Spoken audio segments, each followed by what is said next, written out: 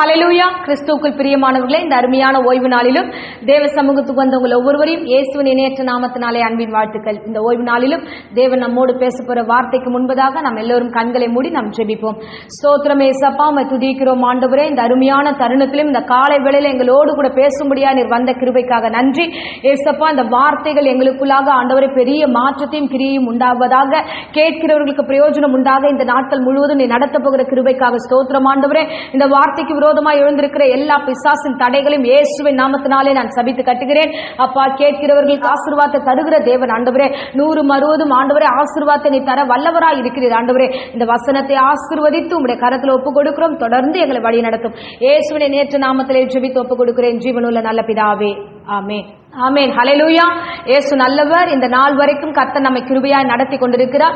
ஒவ்வொரு வாரமும் தேவன் நம்மோடு பேசுகிற வார்த்தைகள் ஏராளமான வார்த்தைகள். அந்த வார்த்தைகள் நம்முடைய வாழ்க்கைக்கு பிரயோஜனமாய் இருக்கிறது. ஆமென். பல சாட்சிகளை அடியேனிடத்தில் கேட்க முடிகிறது. எல்லோரும் வந்து ஷேர் பண்ணும்போது உண்மையாகவே அந்த வார்த்தைகள் என் தேவன் என்னோடு பேசினார், என்னை விடுதலை ஆக்கினார் என்று அநேகர் சொல்லுகிற சாட்சிக்கு தேவன் நாம மாத்திரம் மகிமைப்படட்டும். இந்த நாட்களிலும் தேவன் நம்மோடு பேச வார்த்தைக்கு நேராக நம்முடைய கவனத்தை திருப்பலாம். ரோமர் 15ஆம் அதிகாரம் 32வது வசனத்தை நாம் வாசிப்போம். நீங்கள் தேவனை நோக்கி செய்யும் ஜெபங்களில் நான் போராடுவது போல நீங்களும் என்னோட கூட போராட வேண்டும் என்று நம்முடைய கர்த்தராகிய இயேசு கிறிஸ்துவின் நிமித்தமும் ஆவியானவருடைய அன்பின் நிமித்தமும் உங்களை வேண்டிக் கொள்கிறேன். ஆமென். பாருங்க, பவுல் விதமாய் அவர் வந்து சொல்லுகிறார், நான் ஜெபங்களிலே போராடுவது போல நீங்களும் ஜெபத்துல போராட வேண்டும் என்று அவர் விரும்புகிறார்.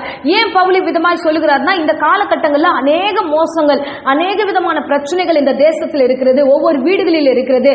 பிசாசானவன் எவனை விழுங்கலாமோ என்று அவன் வந்து சுற்றி திரிந்து கொண்டிருக்கிறான். தடை செய்கிறவன் முகத்துக்கு முன்பதாக வருகிறான் என்று வேதம் சொல்லுகிறது. அப்படின்னா பிசாசுடைய கிரியைகள் எல்லாமே இந்த உலகத்திலுடைய எல்லா காரியத்தையும் நாச மோசங்களை உண்டாக்குவதும் எல்லாருடைய வாழ்வில் சமாதானத்தை கெடுப்பதுமாக அவன் சுற்றி திரிகிறான். அப்படிப்பட்ட ஒரு சூழ்நிலையில் இருக்கும்போது நாம எப்படி இருக்க வேண்டும் என்று பவுல் நமக்கு ஒரு ஆலோசனை கொடுக்கிறார். நிறைய பேர் வீடுகளில் இன்னும் சமாதான குறைவு காணப்படுகிறது. ஏன் காணப்படுகிறது? ரட்சிக்கப்பட்ட பிள்ளைகள் வீட்டில் நிறைய பிரச்சனைகள் உருவாகிறது. வியாதிகள் இன்னுமாய் அப்படியே வந்து கடந்து போகிறது. சில பிரச்சனைகள் முடிவுக்கு வருவதே இல்லை. சில பண பிரச்சனைகள் இருந்து கொண்டே இருக்கிறது. சில அவமானங்கள் இருந்து கொண்டே இருக்கிறது.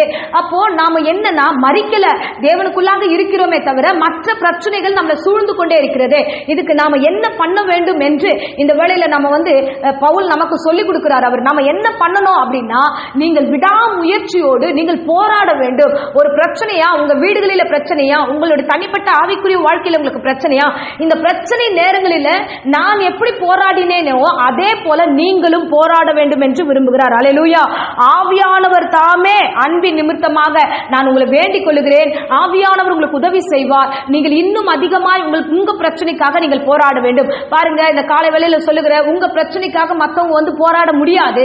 யார் என்ன, பல ஊழியக்காரங்களை நீங்க பார்ப்பது உண்டு. பல பேர் வந்து சொல்வது உண்டு, நான் ஜெபித்துக் கொள்கிறேன், ஜெபம் பண்ணிப்பாங்க. ஆனா உண்மையாகவே நமக்கு போராட்டம், நம்முடைய பிரச்சனைகள், நம்ம இருக்கிற அந்த வீரியங்கள், அழுகை எல்லாமே நமக்குரியது.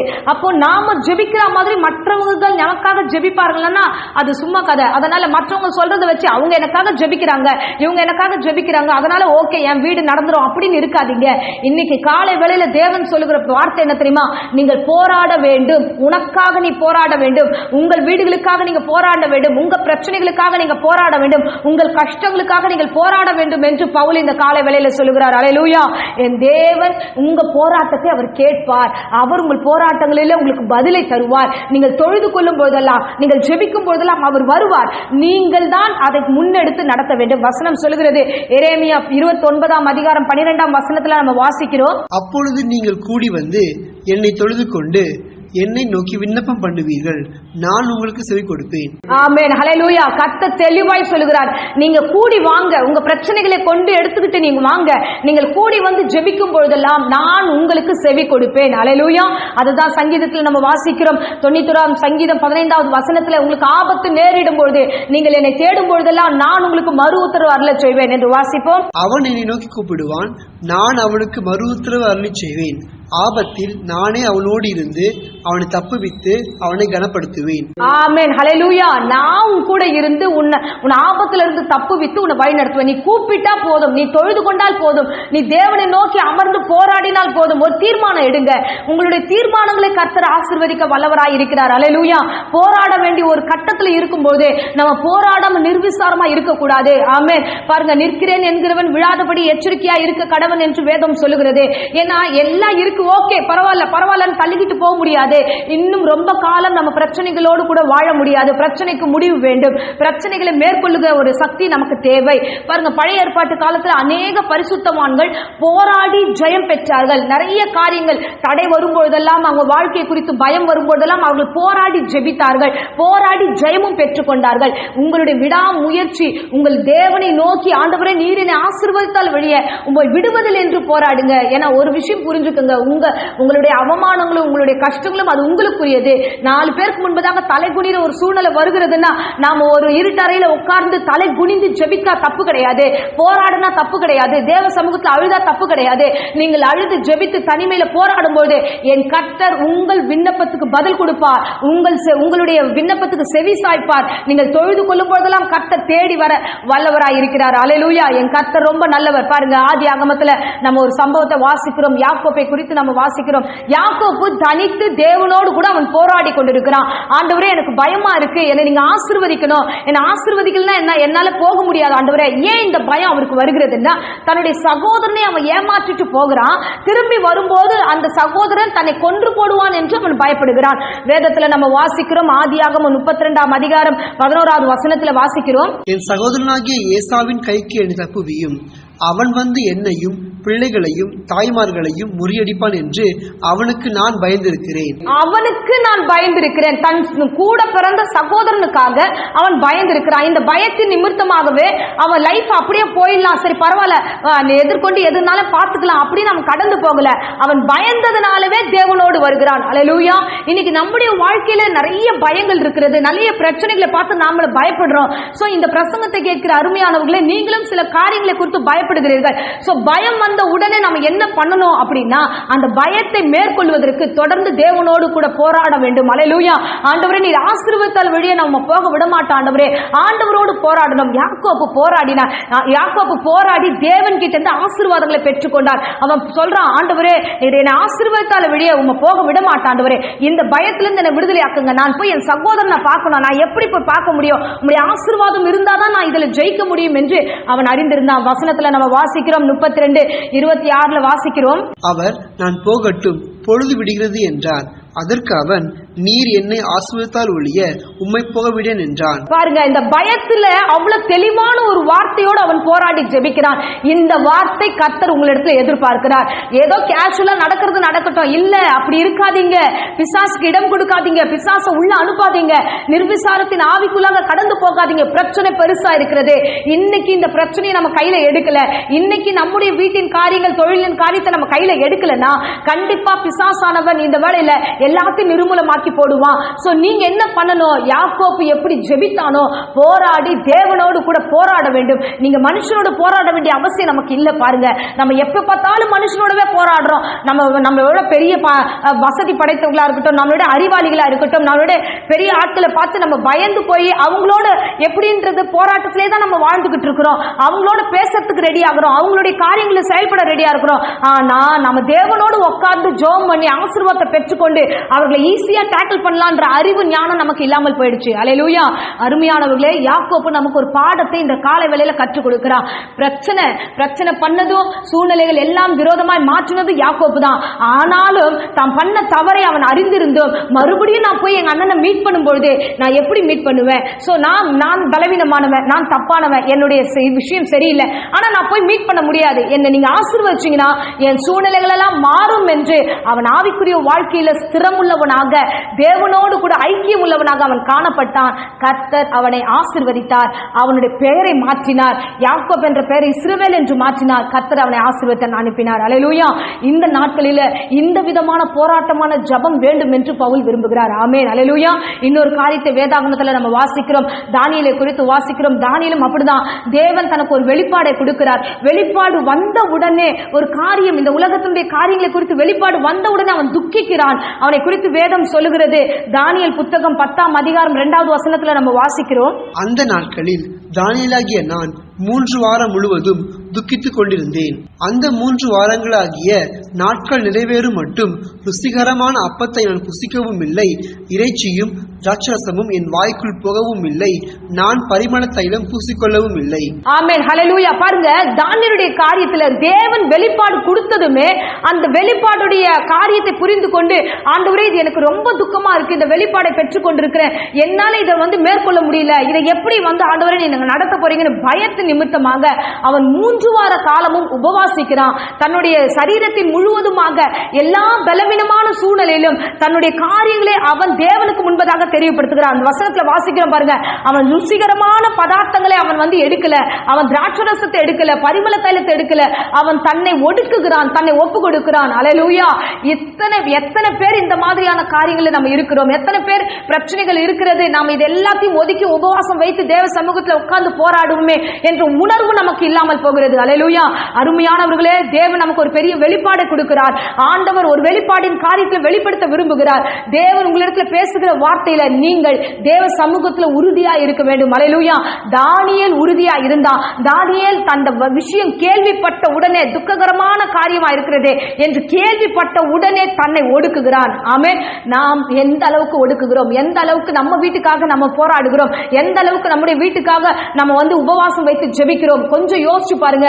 அவன் ஜெபம் பண்ணும்போது பிசாசு தடை பண்ணுகிறான். அதை குறித்து வேதத்துல வாசிக்கிறோம். 13ஆம் வசனத்துல நம்ம வாசிக்கிறோம். பெர்ஷியா ராஜ்யத்தின் அதிபதி 21 நாள் மட்டும் என்னோடு எதிர்த்து நின்றான். ஆனாலும் பிரதான அதிபதிகளில் ஒருவனாகிய மீகாவேல் எனக்கு உதவியாக வந்தான். ஆதலால் நான் அங்கே பெர்ஷியாவின் ராஜாவிடத்தில் தரித்திருந்தேன். ஆமென். ஹல்லேலூயா. பாருங்க, தானியேல் இவ்விதமாக அவனை ஒடுக்கும்படியாக பல சத்துருக்கள் அவனை எதிர்த்தார்கள். அவன் உபவாசம் பண்ணி கொண்டிருக்கிற வேளையில் அவன் சோர்வடைகிறான். ஆண்டவரே, இந்த திகிலடைந்த காரியங்கள் வெளிப்பாடா பெற்றிருக்கிறேன் என்று பல முறை பல காரியங்களை குறித்து அவன் பயந்து போராடி கொண்டிருக்கிறான். இந்த நேரத்தில் சத்துருக்கள் வரும்பொழுது அவனுக்கு உதவியாக, தானியேலுக்கு உதவியாக மீகாவேல் தூதரனை கர்த்தர் அனுப்புகிறார். அல்லேலூயா. அருமையானவர்களே, நீங்கள் ஜெபிக்க ஆரம்பிங்க. எத்தனை தடை வந்தாலும், எத்தனை பிரச்சனைகள் வந்தாலும் தேவன் தம்முடைய தூதர்களை கொண்டு உங்களை வழிநடத்த வல்லவராய் இருக்கிறார். அல்லேலூயா. சோ ஒரு காரிய வெளிப்பாடு வருகிறதா, ஒரு தரிசனம் வருகிறதா, ஒரு சொப்பனம் வருகிறதா, உன்னை குறித்து ஒரு வெளிப்பாடு வருகிறதா, அது சரியாகவே இல்லை, அது துக்ககரமாகவே இருக்கிறது. அப்படிப்பட்ட ஒரு சூழ்நிலை வரும்பொழுது நீங்கள் என்ன பண்ணுகிறீர்கள்? பரவாயில்ல, அது எப்போ நடக்குதுமோ அது நடந்துகிட்டோம், அது பரவாயில்ல, நான் அப்புறம் பார்த்துக்கிறேன். இல்ல, ஒரு கனவு நிமித்தமா கர்த்தர் வெளிப்படுத்தி இருக்கிறாரா, ஒரு தரிசனத்துல கொடுத்திருக்கிறாரா, உங்களை குறித்து தான ஒரு வெளிப்பாடு, ஒரு துக்ககரமான காரியம் வெளிப்பட்டதா, உடனே நீங்கள் பண்ண வேண்டிய காரியம் என்ன தெரியுமா? தேவ சமூகத்தில் அமர்ந்திருந்து போராடி ஜெபிக்கிறவர்களாக நீங்கள் காணப்பட வேண்டும். அல்லேலூயா. இன்றைக்கு முகமுகமாய் கர்த்தர் பேசிக் கொண்டிருக்கிறார். தானியேலுக்கு என்ன வந்தது? எப்பயோ நடக்க போற பிரச்சனை தானே, எப்பயோ நடக்க போறது தானே ஆண்டவர் வெளிப்பாடா கொடுத்திருக்கிறாரு.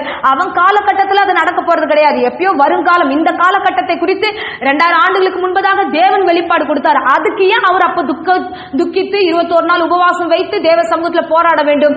பாருங்க, ஒரு கிறிஸ்தவன் என்றால் வந்த வெளிப்பாடுகளுக்கு இமீடியட்டா ரியாக்ட் பண்றதா ஒரு கிறிஸ்தவன். வந்துருச்சு, உடனே நான் என்ன ஆக்ஷன் பண்ணணும்? கிறிஸ்து எனக்கு வெளிப்படுத்தி இருக்கிறார், உடனே நான் என்ன செய்ய வேண்டும்? உன் வீட்டை குறித்து, உன் சபையை குறித்து, உன் பிள்ளைகளை குறித்து ஒரு வெளிப்பாடு, ஒரு தரிசனம். உடனே நீங்கள் பண்ண வேண்டிய காரியம் என்னவென்றுதான் கர்த்தர் உங்களுக்கு வெளிப்படுத்துகிறார். அல்லேலூயா. இதை தான் பவுல் சொல்லுகிறார். அப்பா, நீங்க என்ன தெரியுமா பண்ணோம்? நான் இப்பொழுது போராடி கொண்டிருக்கிற எல்லா உபத்திரவங்களுக்கு மேலாக, எல்லாவித நாச மோசங்களுக்கு மேலாக, பசியும் பட்டினிக்கு மத்தியில நான் போராடி சுவிசேஷங்களை அறிவித்துக் கொண்டிருக்கிறேன். நான் போராடி ஜெபங்களில் ஜெயித்துக் கொண்டிருக்கிறேன். நீங்களும் இவ்விதமான காலகட்டத்தில், கடைசி காலத்தில் வந்துட்டீங்க. இப்போது நீங்கள் நிர்விசாரமா இருக்கக்கூடாது.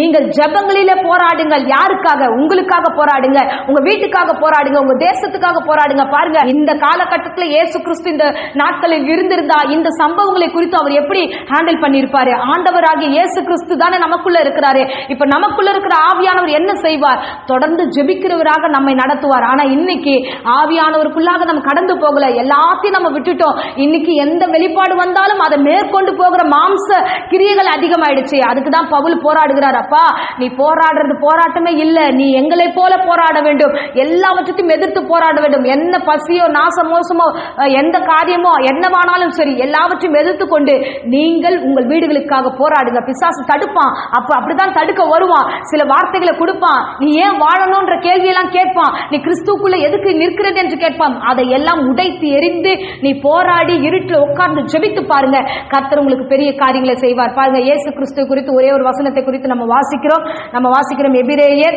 5ஆம் அதிகாரம் 7வது வசனத்தில் இவ்விதமாய் வசனம் சொல்லுகிறது, அவர் மாம்சத்திருந்த நாட்களில் தம்மை மரணத்தினின்று ரட்சிக்க வல்லமை உள்ளவரை நோக்கி பலத்த சத்தத்தோடும் கண்ணீரோடும் விண்ணப்பம் பண்ணி வேண்டுதல் செய்து தமக்கு உண்டான பயபக்தி நிமித்தம் கேட்கப்பட்டு அவர் குமாரனாயிருந்தும் பட்ட பாடுகளினாலே கீழ்ப்படிந்து கற்றுக்கொண்டு. ஆமென். பாருங்க, ரொம்ப தெளிவா இந்த வசனம் சொல்லுகிறது. மாம்சத்துல இருக்கும் பொழுது அவர் எப்படி ஜெபித்தார் என்று இயேசுவை குறித்து சொல்லப்பட்ட பலத்த சத்தத்தோடும் கண்ணீரோடும் விண்ணப்பத்தோடும் வேண்டுதல் செய்து பிதாவிடத்தில் அவர் போராடினார். அல்லேலூயா.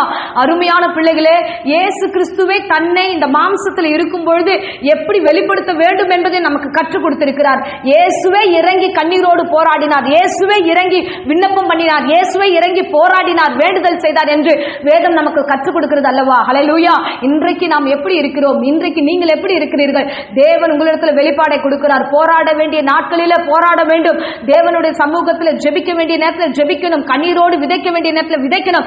தேவ சமூகத்தில் அர்ப்பணிக்கிற பிள்ளைகளா நாம் காணப்பட வேண்டும். ஹல்லேலூயா. நாம் அப்படி காணப்படுவோம் என்றால் உண்மையாகவே நம்முடைய ஆவிக்குரிய வாழ்க்கையில மிகப்பெரிய ஆசீர்வாதத்தை கர்த்தர் கொடுக்க வல்லவராய் இருக்கிறார். ஹல்லேலூயா. அததான் நாம் தொடர்ந்து வாசித்துக் கொண்டிருக்கிறோமே, அவன் என்னை நோக்கி கூப்பிடுவான், அவனுக்கு நான் மறு உத்தரவு அருள் செய்வேன், ஆபத்தில் நானே அவனோடு கூட இருந்து அவனை கனப்படுத்துவேன் என்று வேதம் சொல்லுகிறது. அல்லேலூயா. என் அன்பு பிள்ளையே, கர்த்தர் நோக்கி கூப்பிடுங்க, கர்த்தரை நோக்கி கூப்பிடுங்க. பிரச்சனை நோக்கி இந்த நேரத்தில் நீங்கள் போராட வேண்டும், தேவன சமூகத்தில் அழ வேண்டும், தேவ சமூகத்தில் ஒப்பு கொடுக்க வேண்டும். நீங்கள் ஒப்பு கொடுக்கும் பொழுதெல்லாம் கர்த்தர் தாமே இறங்கி வந்து உங்களை கனப்படுத்த வல்லவராய் இருக்கிறார். ஆமென். அல்லேலூயா. அததான் தொடர்ந்து பவுல் சொல்லுகிறார், நான் போராடினது போல போராடுங்க. அவர் போராடினால் ஜெயம் பெற்றார். யாக்கோபை குறித்து வாசிக்கிறோம், அவன் போராடினான், தேவன் கிட்ட இருந்து ஆசீர்வாதத்தை பெற்றுக்கொண்டார். இங்க தானியேலை குறித்து வாசிக்கிறோம், அவன் போராடினான், தூதர்களை கர்த்தர் அனுப்பி அவனை பலப்படுத்தினார் என்று. நீங்கள் போராடுங்கள், உங்களோடு கூட கர்த்தர் உங்களை வந்து உங்களை ஆசீர்வதித்து உங்களை பலப்படுத்தி உங்களை கனப்படுத்தி உங்களை ஆசீர்வதிப்பார். ஆமென். இப்பொழுதும் அடியேன் உங்களுக்காக ஜெபிக்கிறேன். இருந்த இடங்களை கண்களை மூடி நாம் ஜெபிப்போம். ஸ்தோத்திரம் ஆண்டவரே, பிதாவே, இந்த அருமையான தருணத்துக்காக கொடான கொடி ஸ்தோத்திரம்.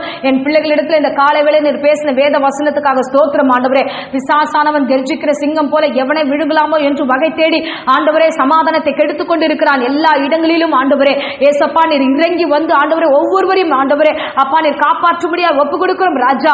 ஏசப்பா, என் பிள்ளைகள் உணர்வோடு கூட இந்த காரியத்தை புரிந்து கொண்டு போராடுகிறவர்களாக மாற்றுவீராக. ஆண்டவரே, ஆவிக்குரிய வாழ்க்கையில் ஆண்டவரே அப்பா நல்ல போராட்டத்தை போராடக்கூடிய கிருபைகளை கர்த்தர் கொடுத்து வழிநடத்தும்படியா ஜெபிக்கிறோம் ராஜா. ஆசீர்வதிங்க, ஆசீர்வதிங்க.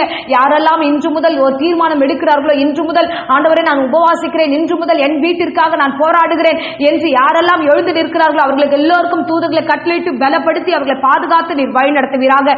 இயேசுவின் நாமத்தினாலே இந்த காலை வேளையில ஒவ்வொரு வீடுகளில் ஆசீர்வாதத்தை கட்டளையிடுகிற ராஜா. போராடுகிறவர்களுக்கு நிச்சயமாகவே ஜெயம் உண்டு.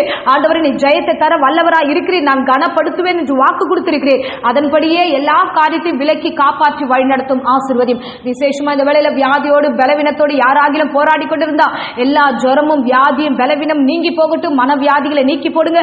பூரண சுகத்தையும் ஆரோக்கியத்தையும் ஒவ்வொரு சரீரத்துக்குள்ள இப்போதே கட்டளையிடுகிறேன். கர்த்தர் தாமே பொறுப்பெடுத்து வழி நடத்தும். இயேசுவின் நாமத்தினாலே ஜெபித்து ஆசீர்வாதத்தை ஒப்பு கொடுக்கிறேன் ஜீவனுள்ள நல்ல பிதாவே. ஆமென். ஆமென். Praise the Lord. God bless you.